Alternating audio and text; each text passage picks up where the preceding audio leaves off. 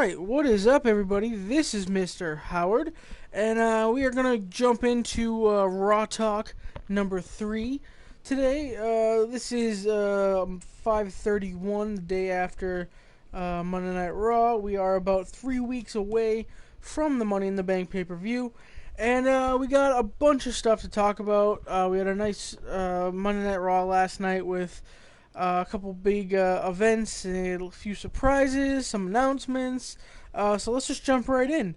The night started off with, of course, Shane and Stephanie coming out, talking about the kind of the new brand split that's going to be going on with SmackDown transitioning into a live format. So I think it's sometime around early July. They are going to be, I think it's actually maybe July 20th or something around there. They're going to be live broadcasting SmackDown, which will signify a brand split, effectively bringing back the old days of SmackDown versus Raw. So, this is interesting news, because this means we're likely going to have some kind of a draft, and it also kind of leaves the door open for new management of each brand. I'm assuming right now that we're going to have Shane on one brand and Steph on another, taking control of one each. And maybe there'll be some friendly competition there. I don't know how they plan on making it work. It'll be interesting to see how Triple H reacts to this, if and when we see him back on TV. But you never know. The cool part about this segment was we saw the New Day come out, and of course they were talking about how they wanted to make sure that they didn't get split up. And, Shane and Steph kind of just said, well, anything is possible, so don't be surprised if that happens. I don't think they would split them up, but you never know. So, of course, we get to see some dancing by the New Day. Shane jumps in, and I think Stephanie almost started dancing as well. But of course, we got a nice run-in from the Vaudevillains that decided to break up the conversation and the little party that was going on. This, of course, leads to a match between the New Day and the Vaudevillains.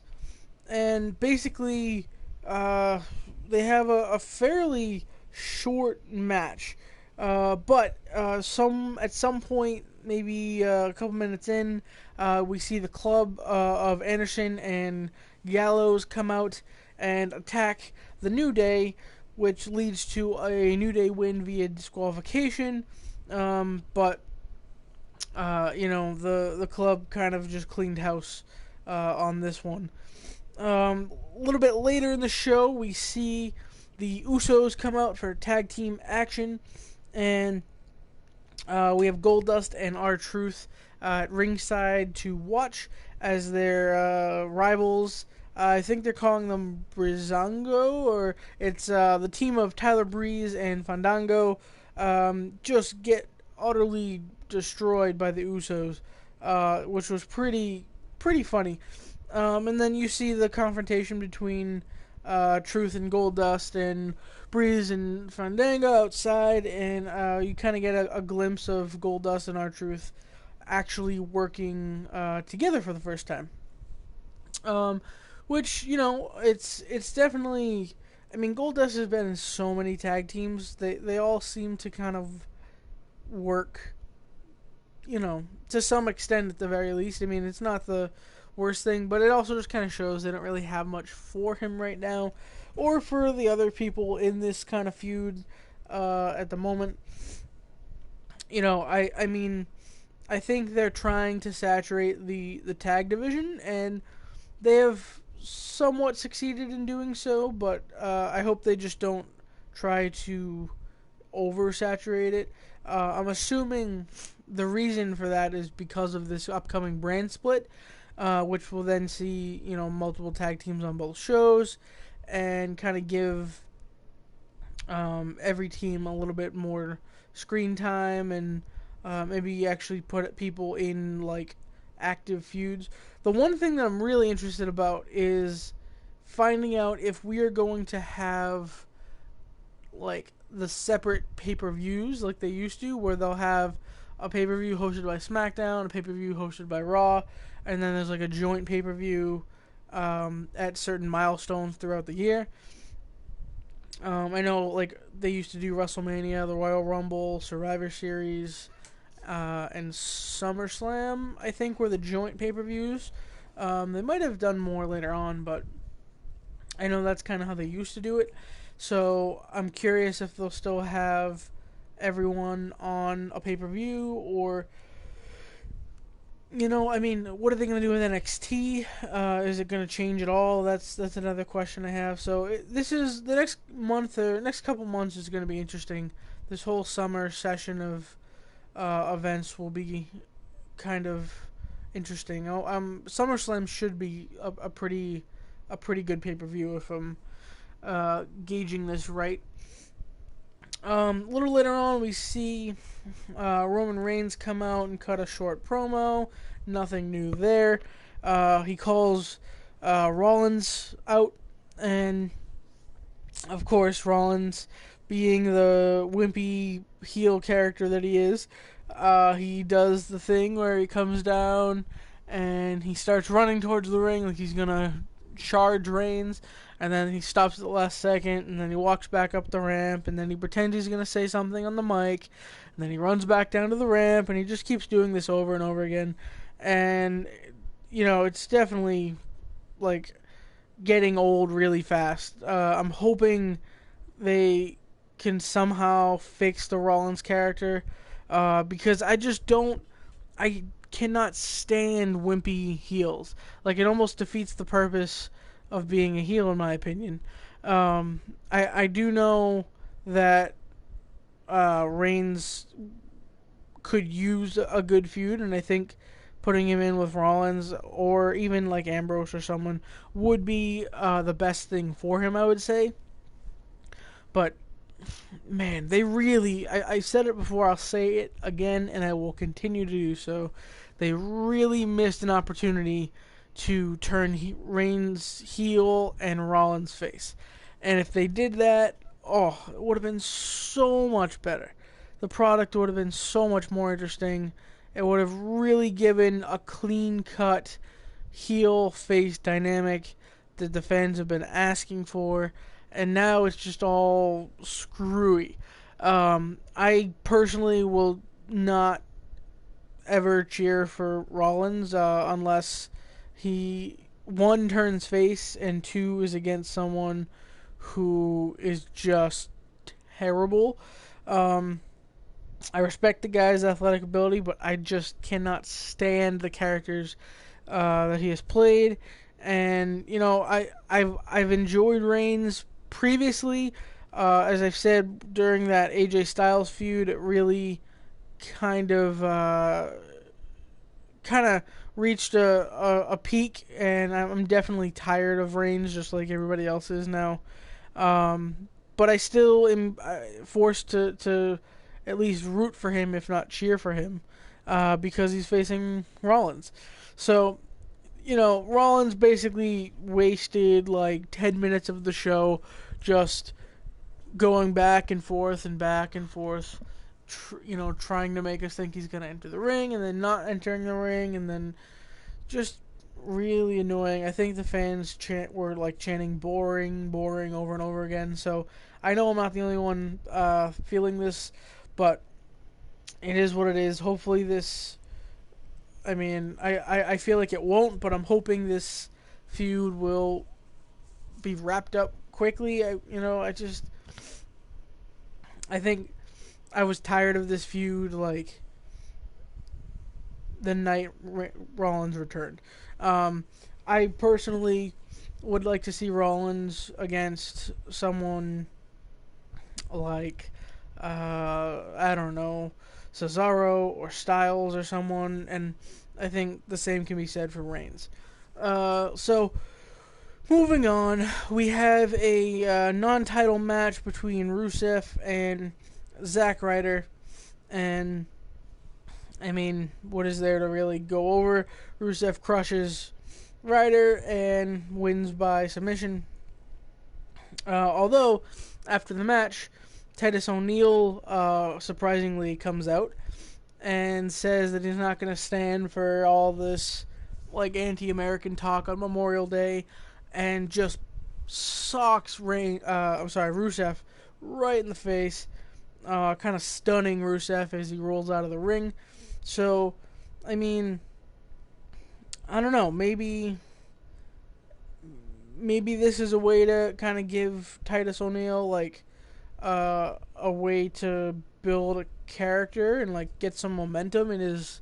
I didn't know if he was even going to come back full time. So if this is an actual feud for the title that we're going to be seeing, I mean, all I can say is great. I like Titus. I think he's done really well for what they've given him, at least. And this is something to look forward to. We also saw Enzo Amore and Colin Cassidy come out and just kind of got the crowd, excited like they always do.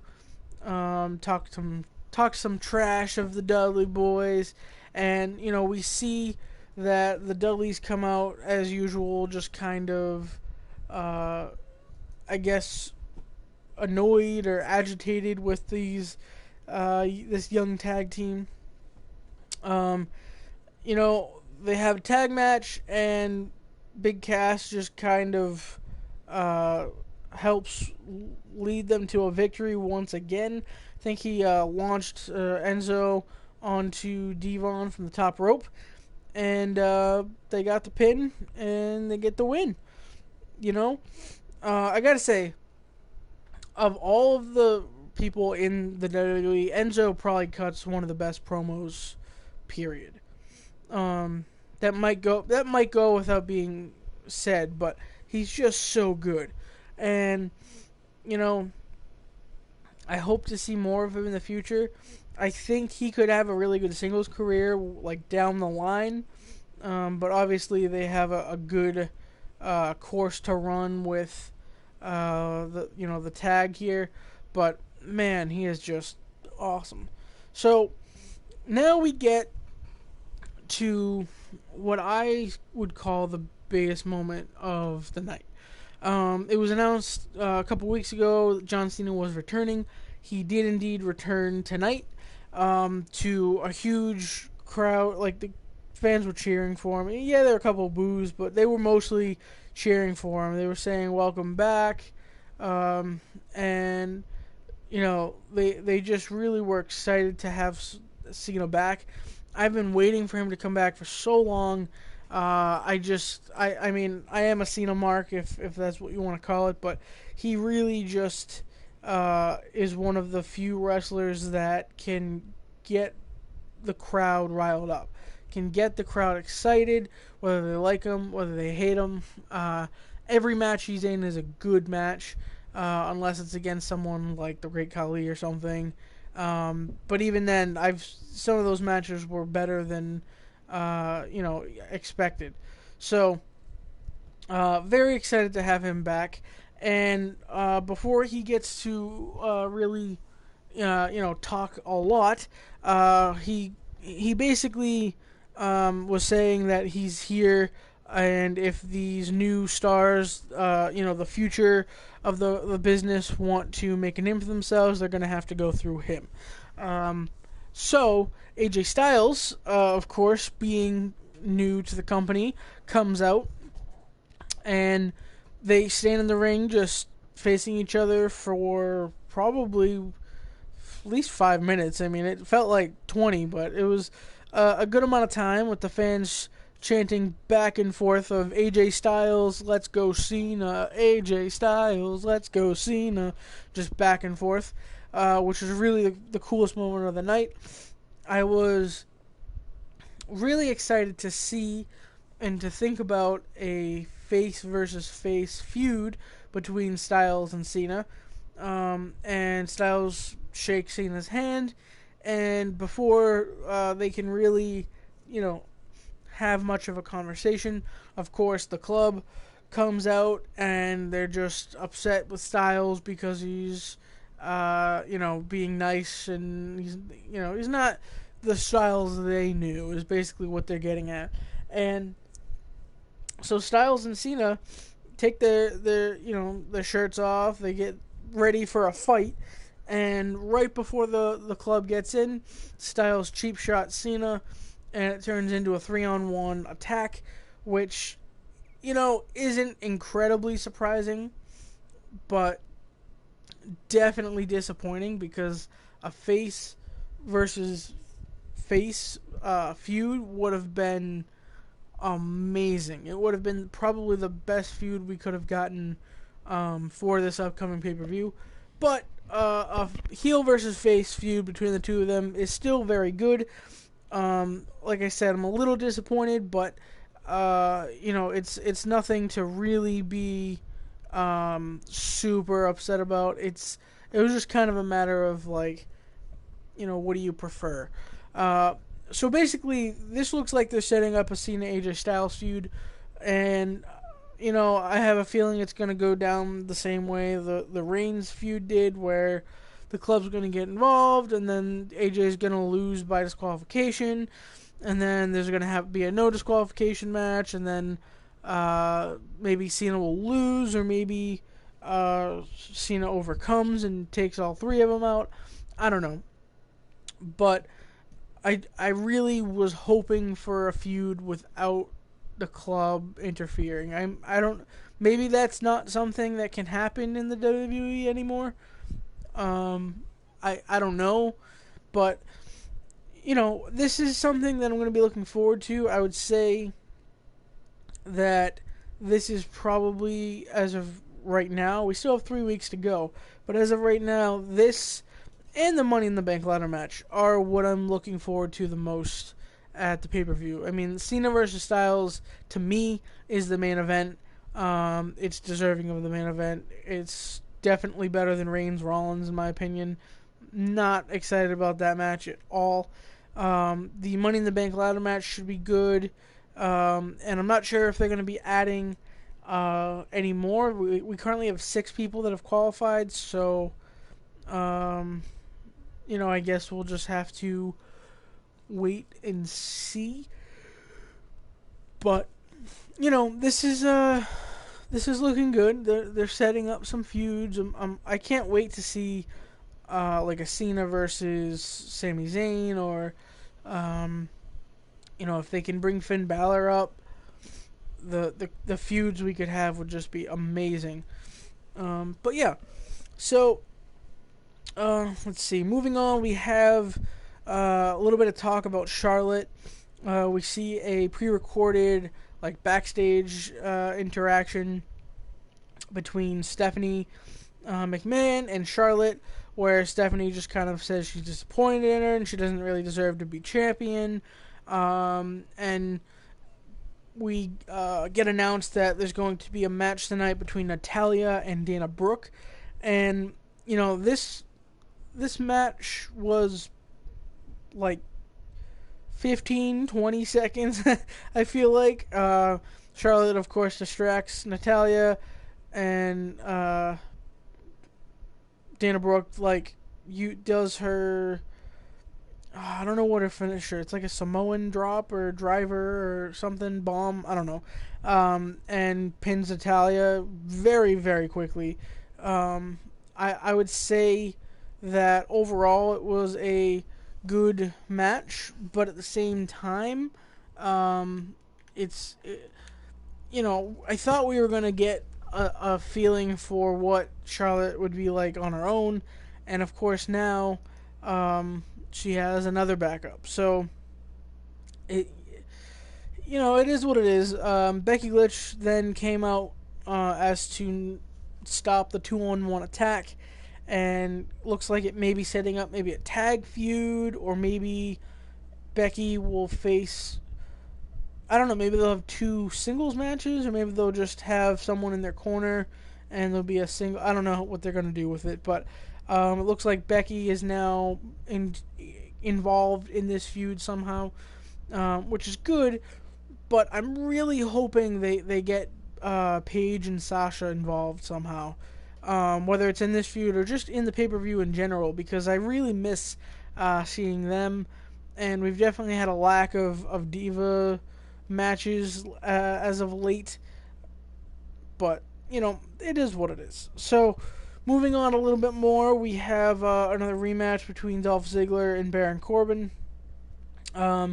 They show us a clip from Extreme Rules where Corbin beat Dolph Ziggler by using a low blow and getting the pin. So Ziggler had challenged Corbin to a amateur wrestling match, I guess you could say. He comes out with his headgear and mouthpiece and everything. Looks real ready for this. And then right as the match starts, he just straight up kicks Corbin in the balls and loses by disqualification. But as Ziggler said, Dolph Ziggler is disqualified, but the loser of the match is still Baron Corbin. So I think that's a good way to end the feud, right? That doesn't they don't need to do any more with that, and I really, really hope they're done with this feud, because this has been going on way too long. Corbin needed someone to feud with as an intro feud into the main roster, which I get, but I think it's more than overdue for him to move up in the world, and at least feud with someone different, if not more difficult. I mean, I hope they find a way to incorporate him into Money in the Bank without a one-on match against Ziggler. Maybe both him and Ziggler could be put into the Money in the Bank. I don't know. But I'm definitely hoping this feud is over. I have to say that basically the Money in the Bank pay-per-view is starting to look pretty good. It's not anything ridiculous yet, but it is Money in the Bank. So the main attraction will be the Money in the Bank ladder match. As I said, I would argue the second attraction is definitely Cena Styles match. I'm assuming they're gonna put the Miz into a feud for the IC Championship. I guess. It looks like Rousseff against Titus O'Neil, which honestly I'm more excited about than Reigns Rollins. We have the sort of a tag feud with in the women's division, but we have still yet to kind of see what the full card will be. We have kind of an idea. We have basically the title matches set up, minus the IC belt. And, I like I said, all I can hope for is somehow the inclusion of Paige and Sasha. I would also say, getting Baron Corbin something to do other than fight Dolph Ziggler again would be nice. I really wish I could just see Reigns retain the belt and have Rollins move on and do something else, but I know that's not going to happen. So in that case, I hope Rollins wins the belt, and maybe I don't know what you can do. I can't think of anything interesting to do with Rollins and the championship picture. The only thing that would be interesting would be a triple threat feud between Reigns, him, and Ambrose. But I have a feeling they're saving that for next year's WrestleMania. So if that's the case, I mean, in my opinion, the best thing to do would have been to put him back into the Money in the Bank ladder match. But I get what they're doing. I understand the story. It'll be interesting to see where it goes. Real quick, the main event of the night was a 6-man tag between the Money in the Bank competitors. It was Sami Zayn, Cesaro, and Ambrose versus Jericho, Del Rio, and Owens. And both teams just kind of were struggling to get along, mostly the heel team. And of course, basically the end of the match saw, Jericho and Ambrose fighting, and then right as Jericho seemed like he was going to win, Kevin Owens tags himself in, doesn't get the pin, and then of course the tensions lead to kind of distraction, and Ambrose will hit Dirty Deeds on Owens for the win, giving the face team a little bit of a leg up, I guess you could say, going into next week. This Monday Night Raw was pretty good, and I'm hoping it will get better leading up to Money in the Bank. But we can only speculate until we get to next week's Monday Night Raw. And until then, I want to ask you guys to leave a comment down below. Hit that like button, of course. And if you haven't subscribed to the channel, please do so. But, I want to thank you guys for watching. And if you have anything you'd like to say or talk about, the current feuds or the current status of the WWE, just go ahead and leave that comment down below, and we'll have a conversation, alright? Thank you guys for watching, and I will see you guys in the next video.